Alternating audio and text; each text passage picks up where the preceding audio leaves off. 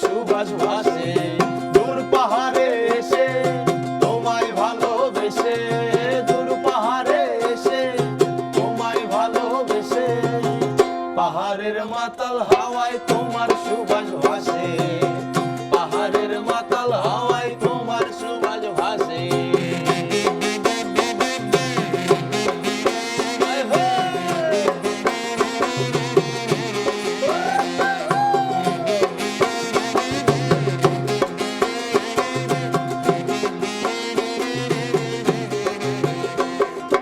এই পাহাড়ে আইসায় আমার মন করে আনসা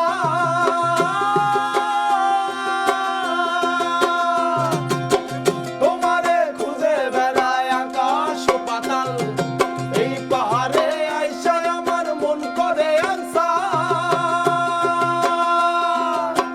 তোমারে খুঁজে বেড়ায় আকাশ ও পাতাল পাই যে আমি খুঁজে পাহাড়েরও বেশে পাই যে আমি খুঁজে পাহাড়েরও বেশে পাহাড়ের মাতাল হাওয়ায় তোমার সুবাস ভাসে দূর পাহাড়ে এসে তোমায় ভালোবেসে দূর পাহাড়ে এসে তোমায় ভালোবেসে পাহাড়ের মাতাল হাওয়ায় তোমার সুবাস ভাসে পাহাড়ের মাতাল হাওয়ায় তোমার সুবাস ভাসে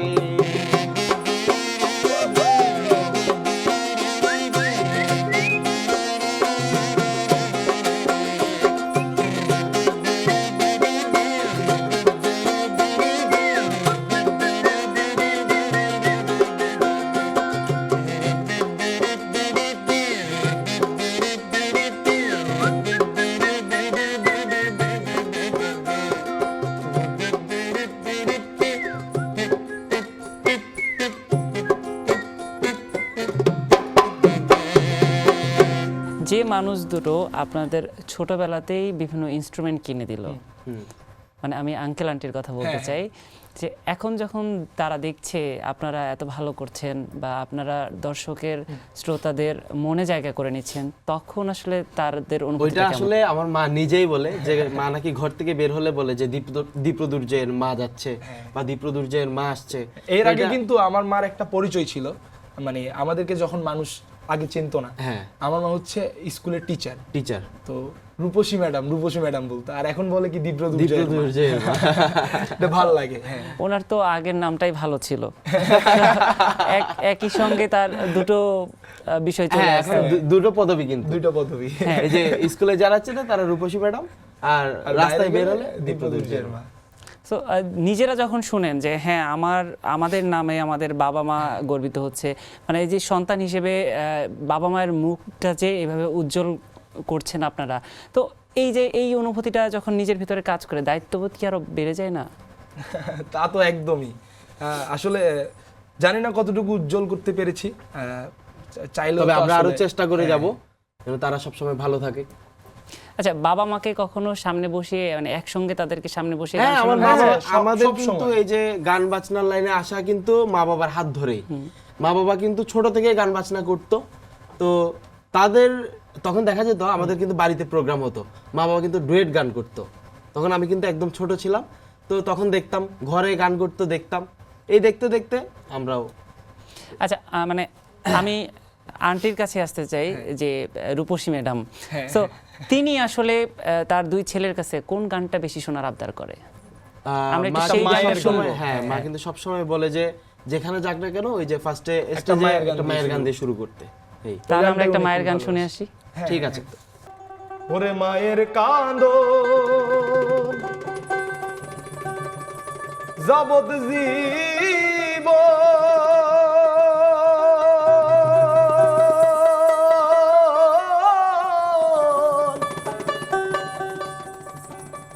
ওরে 2-4 মাস তার বোনের কান্দন রে, আবার ঘরের পরিবারের কান্দন কয়েক দিন পরে থাকে না। ওরে দুঃখের দরদি আমার জনম দুঃখী মা, গর্ভধারিণী মা, জনম দুঃখিনী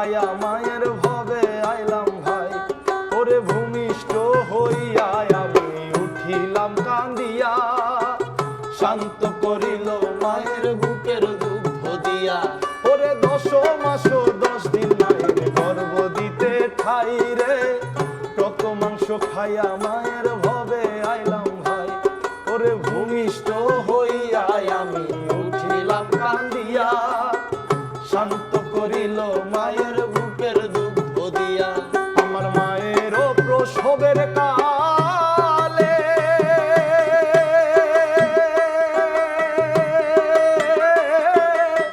বুক ভেসে যায় নয়ন জলে রে, মায়ের প্রসবের কালে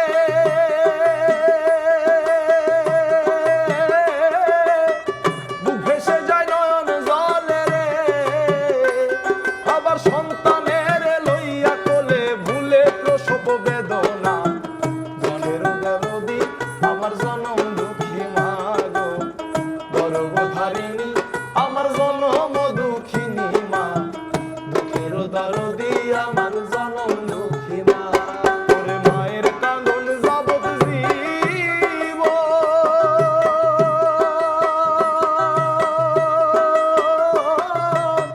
2-4 মাস তার মনের কাঁদন রে, আবার ঘরের পরিবারের কাঁদন কয়েকদিন পর থাকে না, দুঃখের দরদি আমার জনম দুঃখী মা গো, গর্ভধারিণী আমার জনম দুঃখিনী মা, দুঃখের দরদি আমার জনম দুঃখী মা গো, গর্ভধারিণী মা জনম দুঃখিনী মা, দুঃখের দরদি আমার জনম দুঃখী মা গো, ওরে গর্ভধারিণী মা আমার জনম দুঃখিনী মা গো, ওরে দুঃখের দরদি আমার জনম দুঃখী।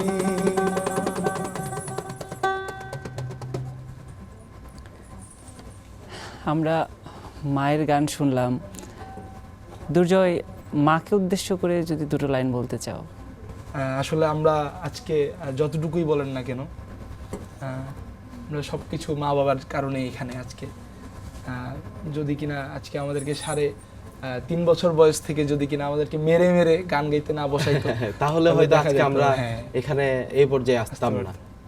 তো এটার জন্য অনেক অনেক থ্যাংক ইউ সো মাচ। আসলে এটা তো বলেও আসলে মানে এটা শোধ করা যাবে না। তাই বলতে চাই যে যতটুকুই হয়েছি অথবা সামনে যতটুকুই হব, বাবা মা দুইজনের কারণেই হব। আর দীপ্র, মাকে কিছু বলার আছে? একই যে উদ্দেশ্য নিয়ে তোমরা দুজন পথ চলছো, যখন দেখছো যে আসলে চারপাশের মানুষ প্রশংসা করছে। আমি একটু আগে তোমাদের যে মৌলিক গানটা শুনলাম, সেটা তো কিন্তু আমার মনে হয়েছে যে আসলে বাংলা গানকে সমৃদ্ধ করার জন্য এই দুজন মানুষের আসলে দরকার আছে। Thank you. আচ্ছা দীপ্র, শুরুতেই বলছিলেন যে আপনারা একটা জ্যামিং দেখাতে চান আমাদের, যেহেতু ইনস্ট্রুমেন্ট নিয়ে কথা হচ্ছে, আমরা এখন একটু সেটা দেখি। ঠিক আছে।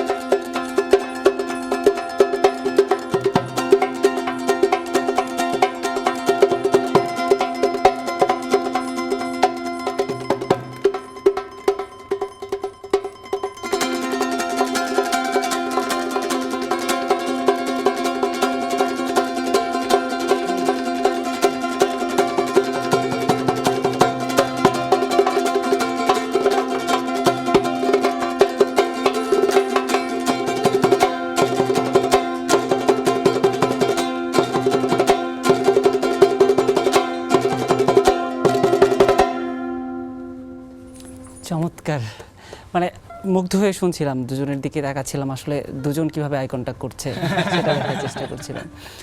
আচ্ছা, এবার আমি যেটা জানতে চাই, একজনের কাছে জানতে চাই। প্রথমে যেহেতু দীপ্র বড়, দীপ্রর কাছে আগে জানতে চাই, এই যে যখন জনপ্রিয়তা পাচ্ছেন, সকলের ভালোবাসা পাচ্ছেন, অবশ্যই অনেক ভক্তরা আছে যারা পাগলের মতো ভালোবাসে, কিন্তু জীবনে কি ভালোবাসার কেউ একজন আছে? বলো বলো। না না নাই। ভালোবাসার মানুষ বলতে আপনিও ভালোবাসার মানুষ, আমাদের মা বাবা ভালোবাসার মানুষ, এই যে আমার ভাই আমার কাছে ভালোবাসার মানুষ। থাকে না পাগল ভক্তদের ভালোবাসা? পাগল ভক্তদের ভালোবাসা বলতে এমন অনেক ভক্ত আছে যারা, আচ্ছা আমাদের কিন্তু একটা স্লোগান আছে, এটা হচ্ছে গান পাগল মানুষ। আমরা কিন্তু যে কোনো জায়গায় গেলেই কিন্তু বলি যে হ্যালো গান পাগল মানুষেরা, কেমন আছেন সবাই। তো এটা কিন্তু পাবলিকের কানে কানে, হ্যাঁ অনেক সময় দেখা যায় যে আমাদেরকে দেখলে হে গান পাগল ভাইয়েরা, তো তাদেরকে আসলে আমরা এই যে গান দিয়েই মন জয় করতে পেরেছি। গান ওরাই ভালোবাসার মানুষ। গান দিয়ে তো অবশ্যই মন জয় করেছেন, কিন্তু আর কি দিয়ে? তারপরেও ব্যক্তিগত পছন্দের জায়গা থাকে না, যে আমি একটা মানুষকে পছন্দ করি, আপনাকে তো অনেকে পছন্দ করছে, কিন্তু আমি ব্যক্তিগতভাবে কাকে পছন্দ করছি সেটা তো একান্তই আমার ব্যক্তিগত ব্যাপার। না না ওইরকম কিছু নাই, জাস্ট আসলে আমাদের সময়টা যায় এই যে মিউজিক করতে করতেই। হ্যাঁ, যে দেখা যায় আমাদের কিন্তু আবার একটা শপ আছে, শপে যাই, প্র্যাকটিস করি, ও পড়ালেখা করে, শপে আসে, এই। আচ্ছা দুর্জয়, দীপ্র বলতে চাচ্ছে না, আমি চাইবো বলতে চাচ্ছে না মানে? না না আমি চাইবো যখন তার গার্লফ্রেন্ড এটা দেখবে তখন সেই বিষয়ে তাকে আসলে গার্লফ্রেন্ড ধরবে। কোথায় আসলো ভাই? দীপ্র তোমার চেহারায় বোঝা যাচ্ছে এটা। দুর্জয় কি একই কথা বলবে? আমার আসলে ওসবে তেমন একটা এখন ফোকাস দিচ্ছি না, মানে আমি চাচ্ছি এই যে না আর কি। বললাম, হ্যাঁ আমরা মিউজিকটা নিয়ে থাকি, আর ঢাকা চাচ্ছি চিটাং না। দৌড়াদৌড়ি করতে সময়টা কই আপনি বলেন? ঢাকা চিটাং যে জার্নিটা, এই রাস্তায় এই টাইমে তো কাজ থাকে না, জার্নির সময় তো জার্নির সময় তো জার্নির তখন আমরা সময় তো রেস্ট ঘুম আসে। করি আমরা। হ্যাঁ, আমি কালকে আমি হচ্ছে আপনার পরশুদিন রাতে গেলাম চট্টগ্রাম, আবার কালকে সকালবেলা হ্যাঁ, চলে ও আসলাম। এখানে পরীক্ষা দিতে আসছিল, আবার ব্যাগ দিচ্ছে ওখানে শো করে, আমরা আবার আবার চলে চিটাং আসছি। থেকে ঢাকা আসছি। এই যে এত জার্নি করছেন, মানে ক্লান্তি লাগে না? ক্লান্তি বলতে ওই যে ক্লান্তি, যখন হ্যাঁ। মানুষের ভালোবাসাটা পাই তখন ক্লান্তি সব ভুলে যাই। তাহলে চলেন আপনাদের ভালোবাসার মানুষদের জন্য আরেকটা গান শুনে আসি আমরা।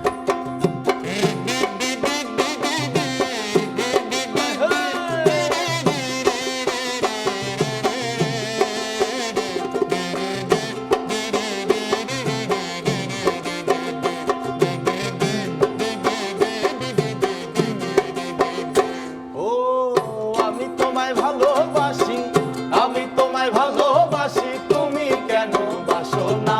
তোমার সাথে আমার মেলে না, তোমার সাথে আমার মেলে না। ও আমি তোমায় ভালোবাসি, আমি তোমায় ভালোবাসি, তুমি কেন বাসো না? তোমার সাথে আমার মেলে না, তোমার সাথে আমার মেলে না।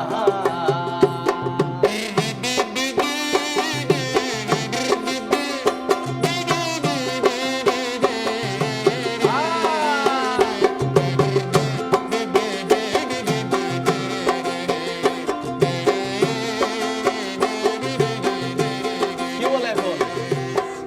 এখন আমি ভাই বানিছি, আমি কারো না, পরে তুমি আইসা কইবা কিছুই জানো না।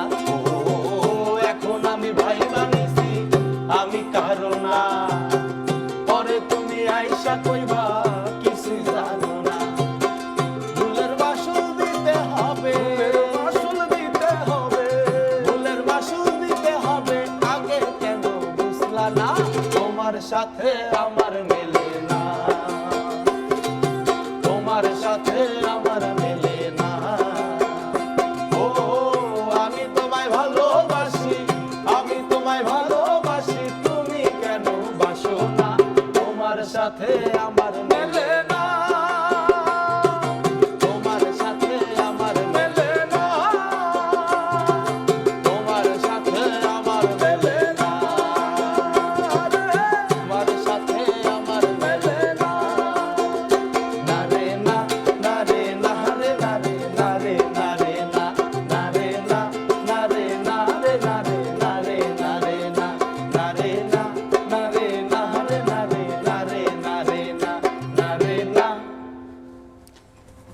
মানে আমি একটু আগে দীপ্রকে যে প্রশ্নটা করেছিলাম ওই জন্য আপনার জন্য গানটা, সেটার যে আর যেন কথা বলা না হয় ওই জন্য আপনার জন্য গানটা। সেটার যে উত্তরটা হওয়ার দরকার ছিল সেটা কিন্তু সে গানে গানে বলে দিয়েছে। হ্যাঁ একদম।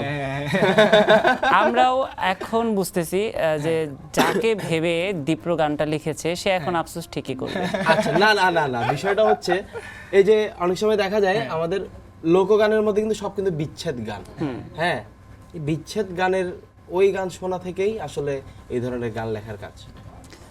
এই যে একই সঙ্গে গান লেখা, গান সুর করা, আবার একই সঙ্গে দেখছি যে একাধিক ইনস্ট্রুমেন্ট প্লে করছো, মানে কখনো কোনো কিছু ম্যাসাকার হয়ে যায় না একসঙ্গে এত কিছু? না, এটা হচ্ছে কোনো গান যদি সুর করতে হয় তাহলে আমরা দুজন একসাথে বসি, তাহলে ওকে বলি যে এটা কি এমন কি কেমন হয়, এই সুরটা এভাবে কি ভালো লাগছে কিনা।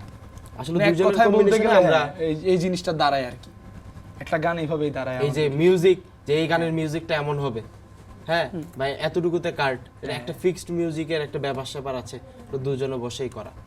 আচ্ছা, যেহেতু খুব কম সময়েরই ক্যারিয়ার বলবো আমি, তো এই সময়ের মধ্যে তো আমরা প্রাপ্তি অনেক দেখছি, কিন্তু নিজেদের কাছে কখনো মনে হয়েছে যে এই জিনিসটা আমি খুব করে চাইছি বা এইটা এখন আমার অপ্রাপ্তি রয়ে গেল, এরকম কখনো মনে হয়েছে? অনেক কিছুই অপ্রাপ্তি এখনো। যদি বলতে চাই, আমাদের খুব ইচ্ছা ছিল, এখনো আছে কিছু কিছু ইনস্ট্রুমেন্ট বাজানোর। তার মধ্যে কয়েকটা জিনিস আমরা এখন বাজাতে পারি। আরও কয়েকটা জিনিস আছে, যেমন ধরেন বাঁশি, ভায়োলিন, সারিঙ্গি। আসলে প্রাপ্তি বলতে তো প্রাপ্তির তো শেষ নাই। মানে একজন মিউজিশিয়ান হিসেবে আমাদের ইচ্ছা করে যে সব ইনস্ট্রুমেন্ট ট্রাই করি। দীপ্র, দুর্জয়, আপনাদের সঙ্গে আড্ডা দিয়ে বেশ ভালো একটা সময় কাটলো আমার। আমরা অবশ্যই আপনাদের একটা গান শুনতে শুনতে শেষ করব, তবে তার আগে দীপ্র, আপনি যদি আপনার দর্শকের উদ্দেশ্যে কিছু বলতে চান, এবং দুর্জয়, দুজন আলাদা করে বলেন এবার প্লিজ। হ্যাঁ, আসলে দর্শকের উদ্দেশ্যে এটাই বলা, সবাই লোকগানকে ভালোবাসুন, লোকগানের সাথে থাকুন, আর আমাদের কোনো ভুল ত্রুটি হলে অবশ্যই ক্ষমা সুন্দর দৃষ্টিতে দেখবেন। আর অসংখ্য ধন্যবাদ সময় টেলিভিশনকে আমাদেরকে এত সুন্দর একটা অনুষ্ঠানে আমন্ত্রণ করার জন্য, সেই সাথে আমাদের শুভ ভাইকে অসংখ্য ধন্যবাদ আপনাকে। এই সবাই ভালো থাকুন, সুস্থ থাকুন এবং নিজের প্রতি যত্ন নিন। দুর্জয়? আসলে আমাদের কথা তো অনেকটাই এক, যেহেতু একসাথেই থাকা হয়, একসাথেই সব কিছু করা হয়, তাও আমি বলতে চাই যে আসলে লোকগান তো মাটির গান, মাটি এবং মানুষের গান। দেখা যায় কি, ওই যে প্রথম শুরুতে আমি বললাম যে আমাদের জেনারেশনটা তেমন একটা লোকগান নিয়ে চর্চা করে না, কিন্তু আমার একটাই রিকোয়েস্ট থাকবে যে আপনারা সবাই লোকগান শুনুন, লোকগান করুন এবং লোকগানকে ধরে রাখুন, এটাই। আমিও চাইবো যে দীপ্র, দুর্জয়ের যে প্রত্যাশা সেটা পূরণ হোক। এবার আমরা তোমাদের একটা গান শুনতে শুনতে আজকের আয়োজন শেষ করব।